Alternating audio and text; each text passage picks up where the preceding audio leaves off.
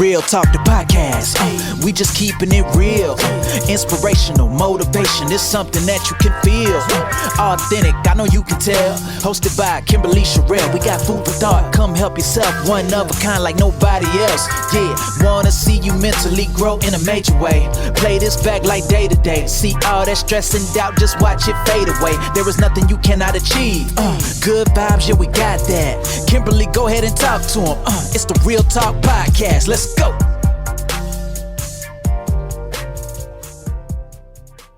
Hello, beautiful people. You're listening to Real Talk the Podcast. I'm your host, Kimberly Sherrill. I just want to say thank you for tuning in to this episode. Whatever date it is that you are listening to it, just know that you are truly appreciated. I have the immense pleasure of having with me in the guest chair today, none other than Miss Kenneth Tolbert. Hello, Crystal. Hello, Kimberly. Thank you so much for allowing me to be on your show. I am very, very honored to be here and excited too. Oh my goodness, I am so humbled by that. I'm so humbled. So tell the beautiful listeners who Kenneth Tolbert is. Well, Kenneth Tolbert, I am a woman that loves people. I enjoy interaction. I'm spontaneous. I live in Dallas, Texas. I'm a mother. I'm a wife. I have 3 beautiful children. I am an author. I am a transformational coach. And at the end of the day, I'm just a servant, and I love helping people, and I love interacting just like we're doing today. So that's just me in a nutshell. I'm just your simple girl who has appreciation for the opportunity to be able to use my platform to help people the right way. Oh my That's goodness. a little bit about me. You named so many titles. Are you familiar with the 90s sitcom show In Living Color? Oh, I love and live in color. Absolutely. Khadijah was one of my favorite characters. And, but a lot of people used to tell me I had the personality of Sinclair, but with brains. Not Living Single, In Living Oh, Color. living color with the Wayans. Oh, Yes. I'm sorry. Yes, absolutely. Yes, J-Lo. Now, mind you, I was in the 4th grade when that first came out, but yes, I do know the show. I am familiar with it. I know that's how Jamie Foxx and the guy from Ace Ventura, I can't think of his name. They started out on there. Jim Carrey. Yes. As you were naming all those titles, I was thinking about the little segment they used to do with the Jamaicans. Hey, man, time to go to work. Yes. You know, you lazy if you have less than 10 jobs. Yes. You were reminding me of that as you were spilling out all of those titles. It's a lot of hats. You understand. You actually understand. I think Yes, a lot I of do. us do in this day and time.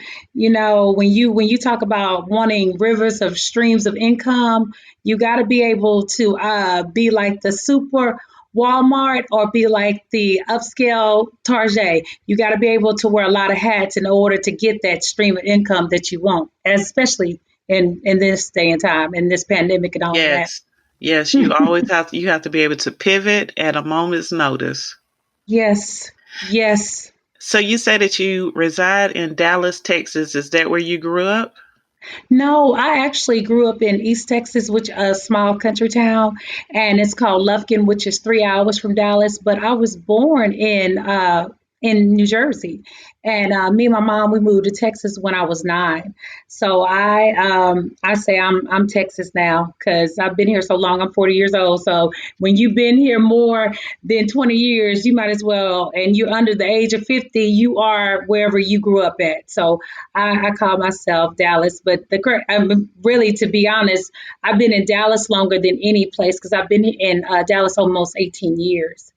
Oh So my I feel goodness. like I'm a Dallas person now. Well, you are a Dallas girl now, but what was that transition like going from New Jersey to Texas?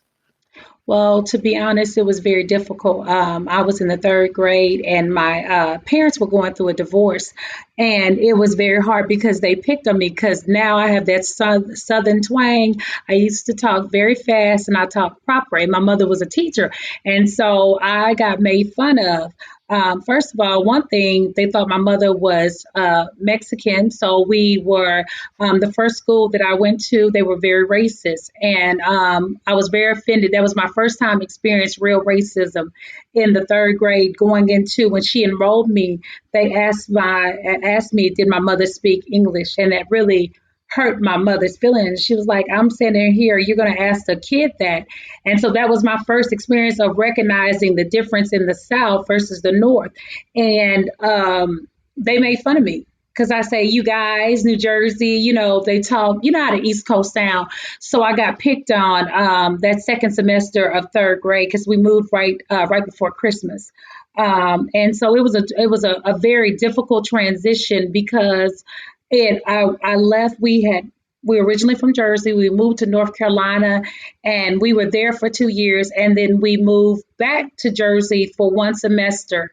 And then we came to Texas. So my whole life, I was the only child, had already been switched out. Started in North Carolina in LaGrange for 3 weeks. Then we went to Jersey, to Atlantic City, and then we moved to Texas. And so that's why I learned at a young age you have to be able to adapt quickly. But once after my third grade year and I moved to the school that I ended up having friends, my life changed because I kind of learned how to talk like everybody else. When you're young, unless you're British or from another country, you can adapt to the dialect of the people that you are surrounded. So it was a lot better. Because third grade was a nightmare. Third grade was a nightmare. I went from being in the suburbs when we moved from North Carolina to going into Atlantic City and to going to rough area where it was city kids. So I was being bullied, then getting grasp of that, and then moving to Texas, which is totally different. Texas is so different from North Carolina. It's a different type of Southern perspective. So it was hard for me and I didn't have a choice. I had to adapt to that because kids are bullies and they're mean. And I had never experienced that before because I always had friends. So thankfully, I was able to adapt that next year. I was able to talk like the other kids, and I was a people person even as a child. So it worked out for my favor, gratefully. So, important question. Do you still say you guys or do you say y'all now? You know what? I still say you guys.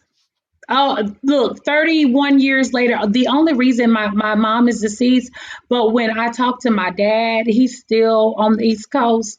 It'll pick up real fast. My husband laughs at me because he can always say, he said, you talked to your dad, didn't you? Because I start talking fast and I still say you guys, I still say some of those things, but then I also say something that is so country. I had to learn to stop saying making groceries because they're like, are you going to grocery store? Yes, I'm going to make groceries. And that's a thing that people in New Orleans say also, but people in East Texas say it too. And so I had to learn that when I got to Dallas. They laugh. They're like, you're not going to make groceries. You're going to buy groceries. So that's one of those country things that I had to stop saying when I moved to Dallas. And every once in a while, I still say it. You're going to make groceries. That's So, a new one for me. I'm a Southern girl, but I am Georgia Southern, and I lived in Kentucky yes. for a few years. That is a new one for Uh-huh. me, making groceries. Okay. Yes. Oh, it's so country. I know it is country, but that's what everybody said. And even now, people still, you can always tell like people that have moved here. I'm like, where are you from? And they'll let me know. I know it's from East Texas because everybody says that. And it is crazy making groceries. You're not making groceries, you're buying them. I think, every little region, it has its own, set of terms. Because when I moved to Kentucky, everyone was saying they have to go to Wally World. And I was like, what is Wally World? Like, what kind Oh, of, we say that too in what Texas. store is that? Wally World. And then Hmm. I was there probably almost a year before I realized they were talking about Walmart. I was like, oh, why is it Wally? We say that too. We say that in Texas, and that's all over Texas. We say Wally World. Like, yeah, adults saying Wally World. Like, it's somewhere exciting. But it's good for your kids, though, because my son, my 6-year-old, loves Wally World.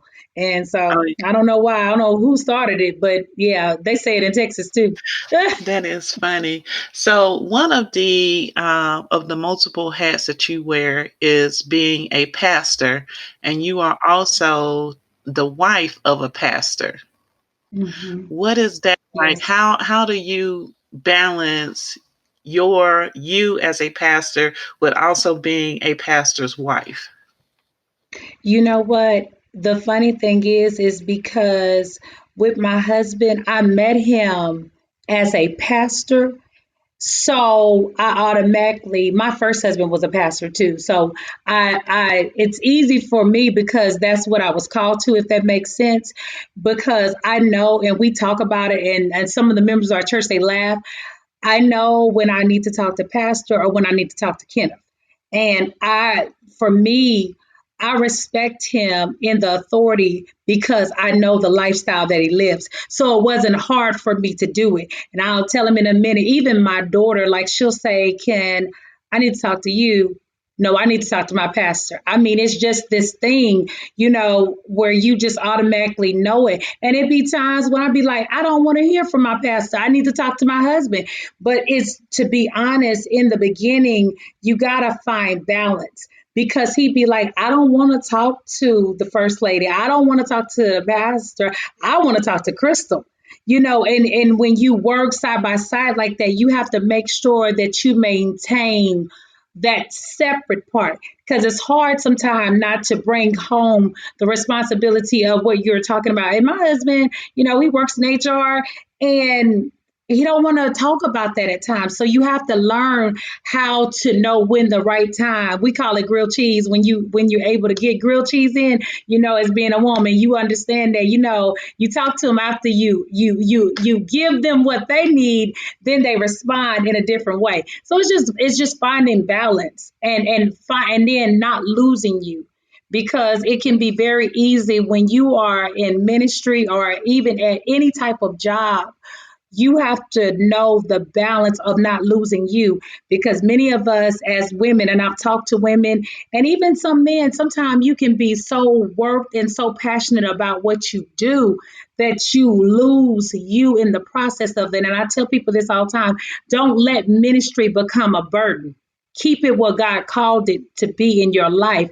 That way you're still able to do what you need to do as being whoever you are, whether you are a wife, whether you are a mother, whether you have other businesses. You can't lose you.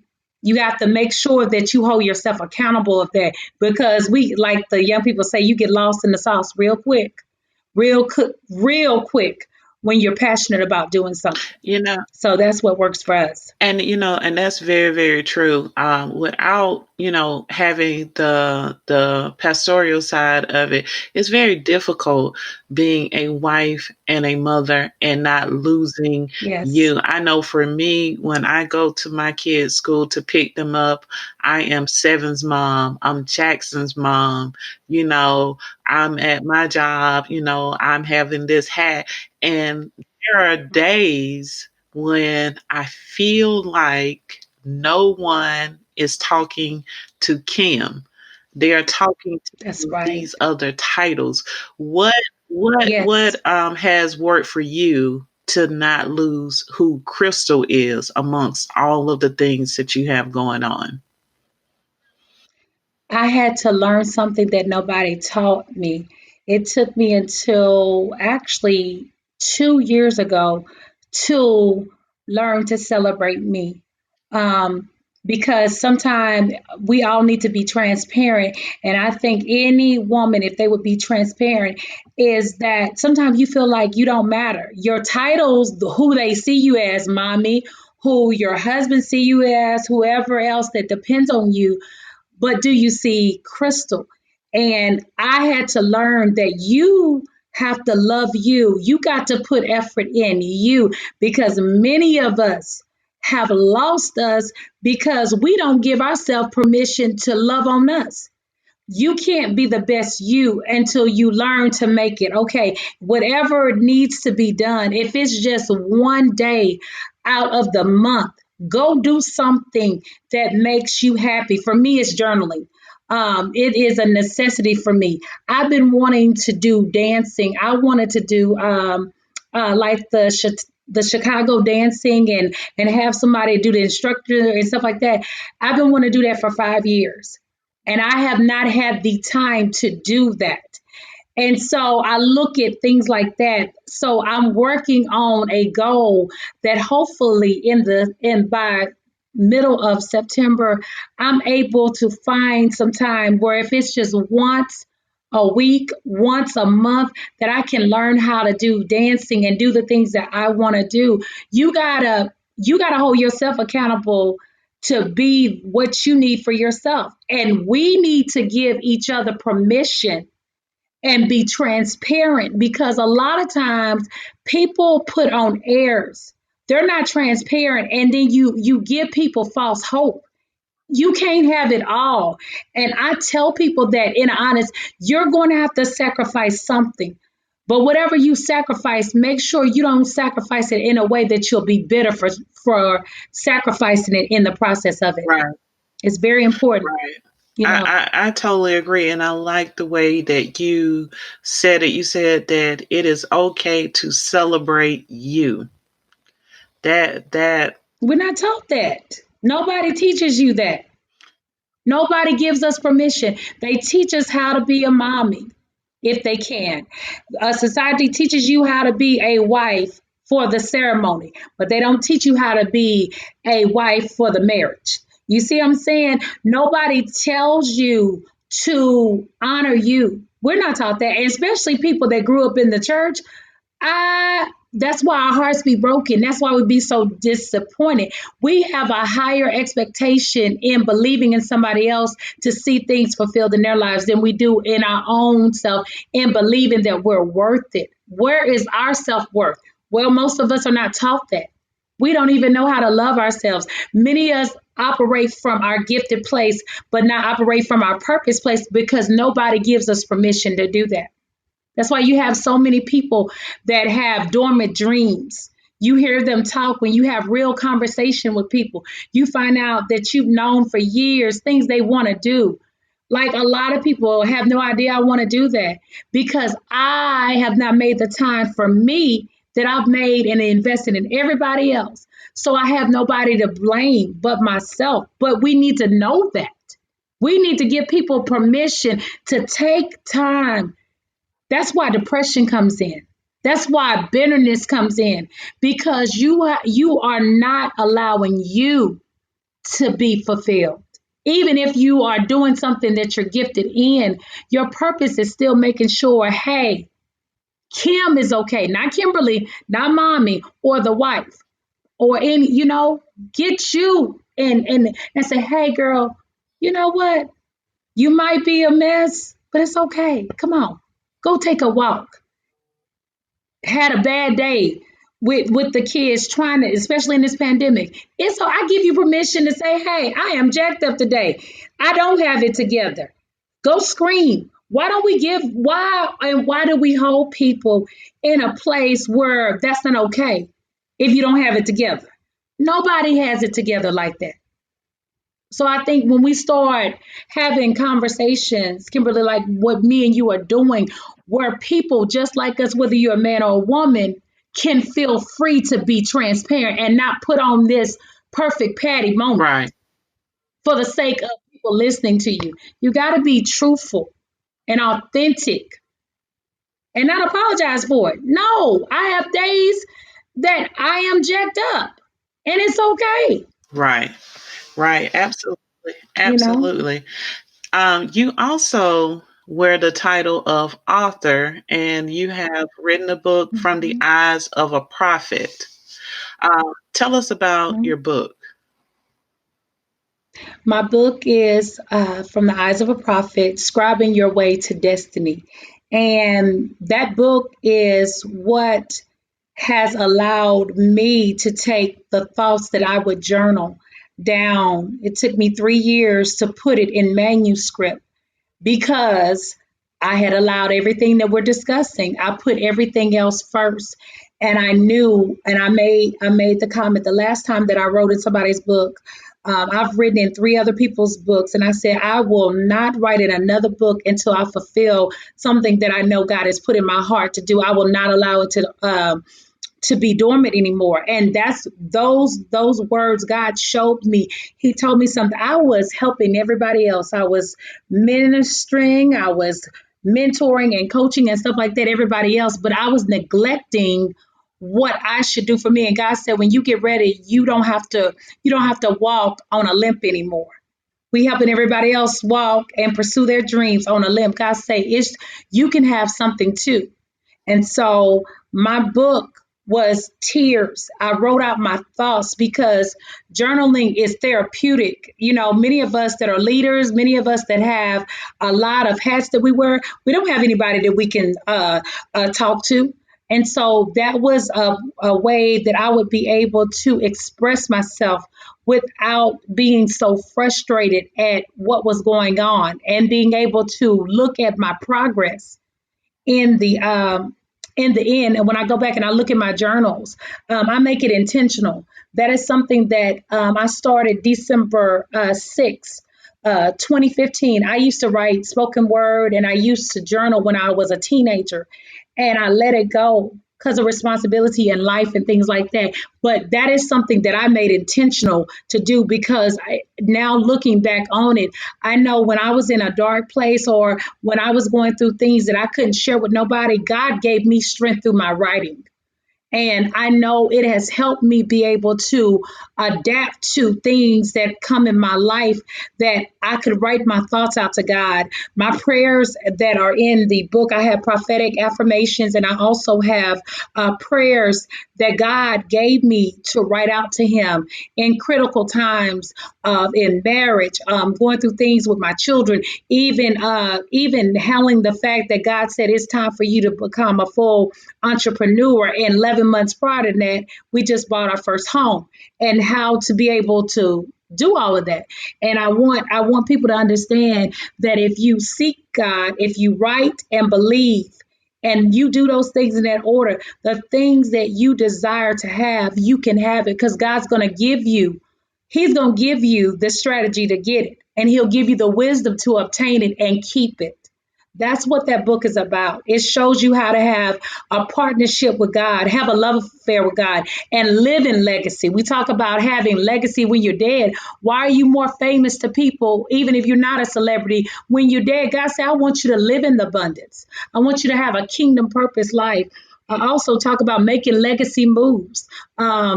Engaging into the supernatural. Even if you're not a believer, my book is for the person where they might not believe the way the typical Christian person believes, but they know that there's a higher power out there where it can grab their attention. And it's only 90 pages. It's a quick one because now the way that we are, people don't have a lot of time to read a lot. You have to make sure you're engaging them. So that's a little bit. And I also talk about how favor works. Because we always hear people say favor is not fair. God said, no, if you are in alignment with me, I'm gonna show you how to have continuous favor in different areas of your life, both spiritual and Yes, practical. I'm telling you, I feel like it is about time to pass the collection plate. You are bringing the Oh, word today. you're so nice. That Oh, Kimberly, thank you for the opportunity that to that speak. that Thank is that you. that's Thank you. beautiful, and I agree. With so much of what you say, and I like how you put it that this book is not just for people who have Christian beliefs in the sense of you, but if you believe in something higher than you, then you are able to connect with the words that are in the book. Yes. Yes. That's how you bring people to know God. We cannot put ourselves in a box, and that was for me, Kimberly. I never fit in the typical prophet per se, the traditional church, because if you don't look like certain things, then well, you don't look like a pastor. You don't. Why do I have to look like something? And we miss moments of opportunity with God speaking based on appearances. You can't do that. And that was why I wanted to show people, hey, I'm just like you. I'm ordinary Joe Blow. I'm no different than you. If we teach people that, not to admire people, but teach them how to obtain it, we'll stop a lot of jealousy, a lot of division, and begin to show self love through showing people. People don't want to see what you have. Show them how to have it for themselves. That's, to me, is real ministry. It's birthing people into their real purpose and not allowing what has happened in their lives to stop it. The rape didn't stop it. The molestation, my mother's death didn't stop it. By the grace of God, I am living through what He gave me, and I'm having the things that I desired. I've seen them manifest because of obedience. That I'm telling you, I'm connecting with so much of this right now. I love the transparency of it. It has the element of realness that people seek. I love that.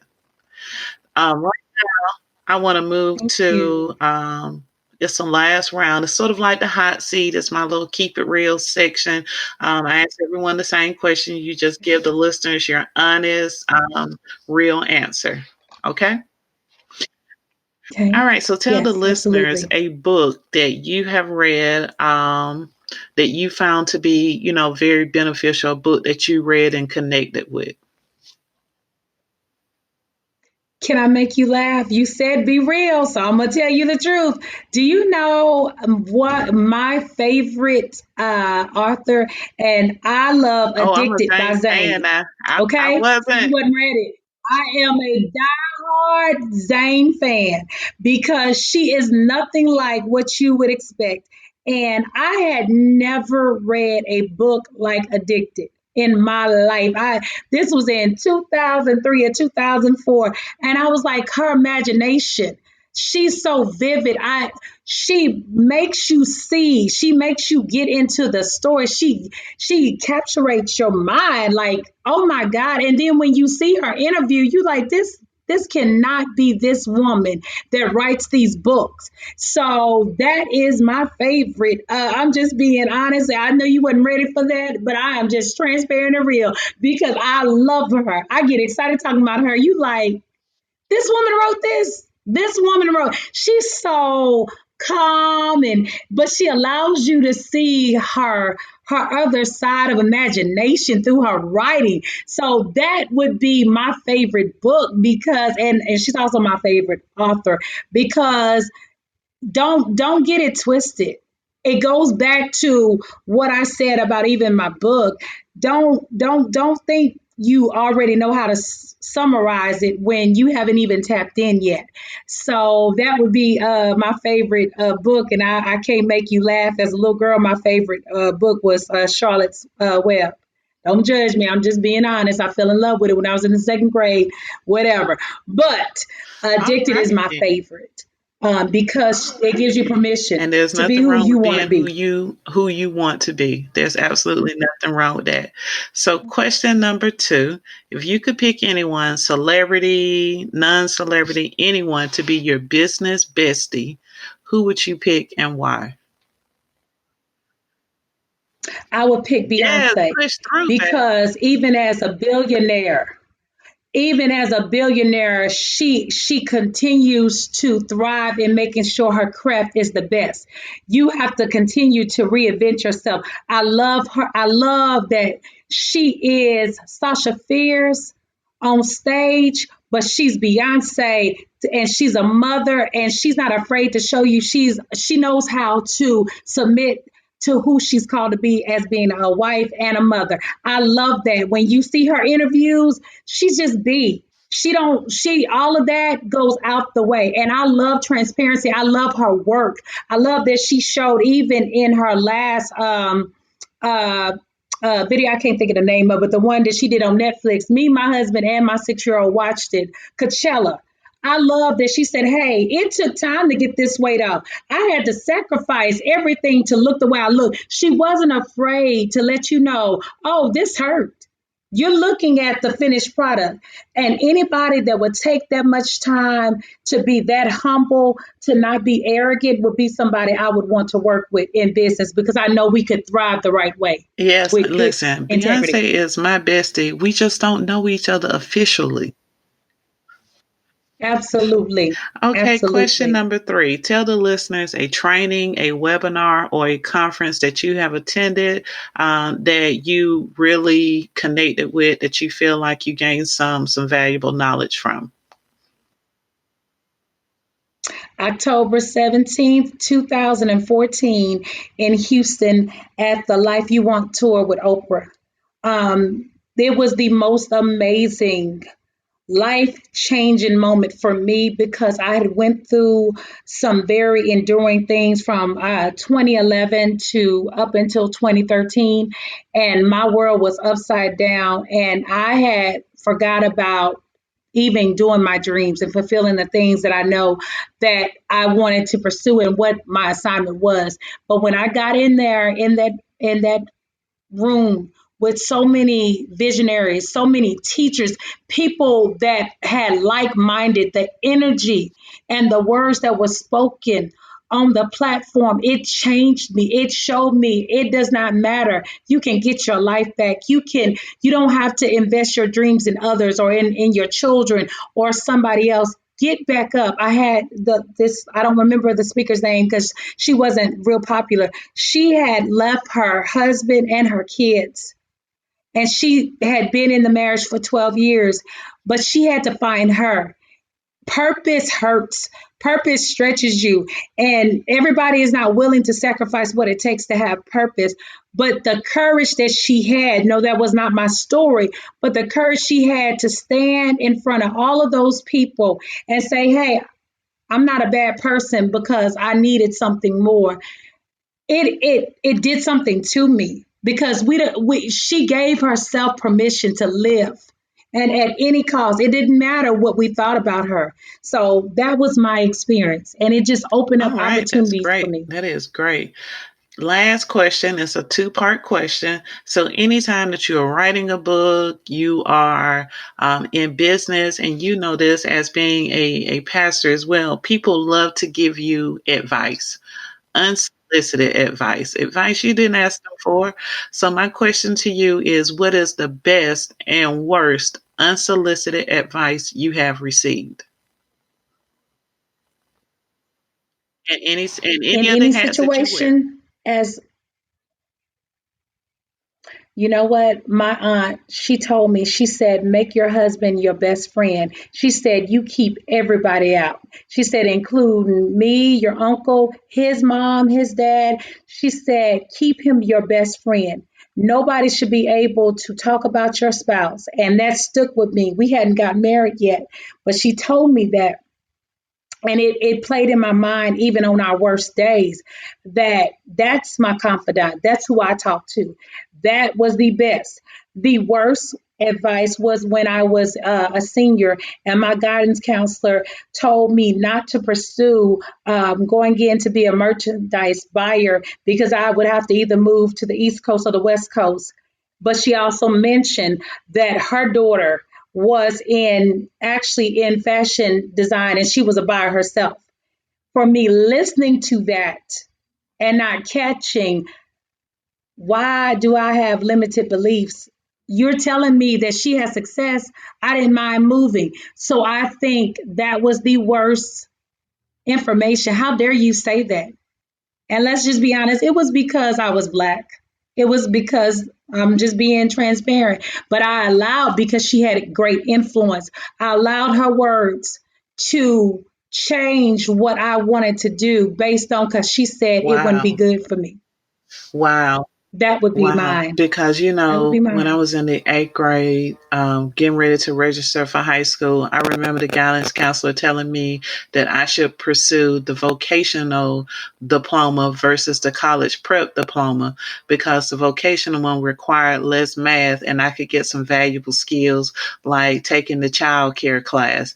But I already, right, but I already Like, had high mm-hmm. school credit So she hadn't even read my file. I already had high school credit. I took high school math and English in the 8th grade. She hadn't read my file. Because she looked Right. at you as a statistic, not even getting it. Once again, it goes to perception. You don't even give people a chance to prove themselves by you already assuming based on one thing, and Right. you just showed it. That's devastating. When you look back on that, you would be Oh, angry if yes. somebody did that to your Yes, kid. You absolutely. know what I'm saying? Absolutely. And I'm thankful that I knew that I was intelligent enough. And I just told her, I say, I have high school credit. I will be doing college prep. Thank you. And signed the paper, and moved on. But Absolutely. that was awesome. Well, Crystal, we are out of time, and I could literally talk to you for hours. This has been so energetic. It's been so enriching for me. You know.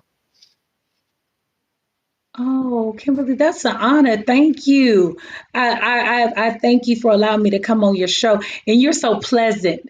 You're very real, and I love real people. The energy is natural, and I pray that you continue to let your light shine because you are gleaming and blinging at the same I'm time. So thank you, and just for this wonderful Oh my goodness, experience. It was I am so amazing. humbled. I'm so humbled. Before I close out though, Crystal, I want you to tell all the listeners where they can find more information on Crystal Tolbert and your book. And if you're on social media, how to find you on social media. Okay. My website is www.crystaltolbert.com. All of my social information from Instagram, Twitter, and Facebook is on there, as well as if you would like to purchase the book From the Eyes of a Prophet, you can click on the link, and I'm on Amazon, and you can purchase your book. And I'm telling you that I know because I've had a lot of people tell me their lives have been changed. We have seen people have manifestation, a couple that they actually read the book together, and the husband and wife, they have been blessed now from reading that book, and they gave me the testimonial. They have gotten the home they want. They've been blessed to buy the cars that they desired, because you can have nice things without spending a lot of money, and I teach them that. So that's how they can find me. Again, thank you for the opportunity even to let the listeners know where they Well, can find out more the information. pleasure has been all mine. Well, beautiful people, we have reached the end of this episode, and I want to say again to you, thank you so much for tuning in. You could have been anywhere else, but you decided to be here with me, and for that, I am going to be forever grateful to you. Be sure to tune in next week for a new episode of Real Talk the Podcast. And once again, I am your host, Kimberly Sherrill, and it's been a pleasure. So I just want to say thank you, beautiful people. I hope you're having a beautiful day, whatever day this is. And I hope that you tune in next week. And remember to always keep it real.